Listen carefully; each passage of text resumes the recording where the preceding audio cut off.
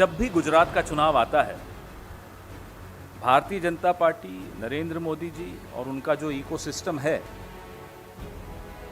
वो नए नए थ्योरीज सामने लाता है। पिछले गुजरात चुनाव का मैं आपको उदाहरण दूं, आपको तो याद होगा।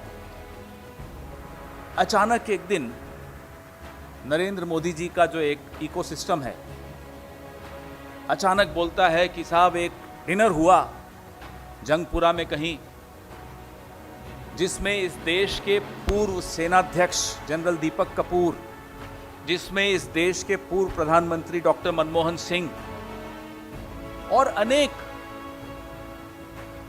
प्रबुद्ध वर्ग के नागरिक शामिल हुए। और वो षड्यंत्रकारी एक डिनर था, उसमें षड्यंत्र रचा जा रहा था कैसे मोदी जी को हराना है। पाकिस्तान भी उसमें शामिल था। इस निम्न स्तर की थ्योरी के खिलाफ जब हमने आवाज उठाई, नरेंद्र मोदी को माफी मांगनी पड़ी डॉक्टर मनमोहन सिंह से गुजरात चुनाव के बाद संसद में। यह आपको तो याद ही होगा। बहुत कम होता है ऐसा कि नरेंद्र मोदी जी माफी मांगते हैं। गलतियां हजार करते हैं, माफी एक बार मांगते हैं। फिर से गुजरात चुनाव आ रहा है, फिर से वही थ्योरी शुरू हो गई। हर बार गुजरात चुनाव जब आता है तो कभी अंसारी जी का नाम लेकर शुरू हो जाएंगे, कभी स्वर्गीय अहमद पटेल जी का नाम लेकर शुरू हो जाएंगे।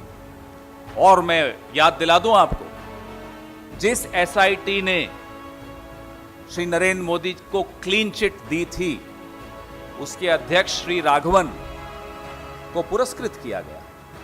जवाब दें, क्यों पुरस्कृत करने की आवश्यकता? वो तो अपना काम कर रहे थे।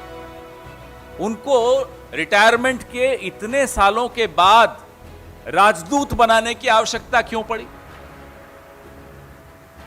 तो नरेंद्र मोदी जी को अब समझ लेना चाहिए कि काठ की हांडी बार बार नहीं चढ़ती।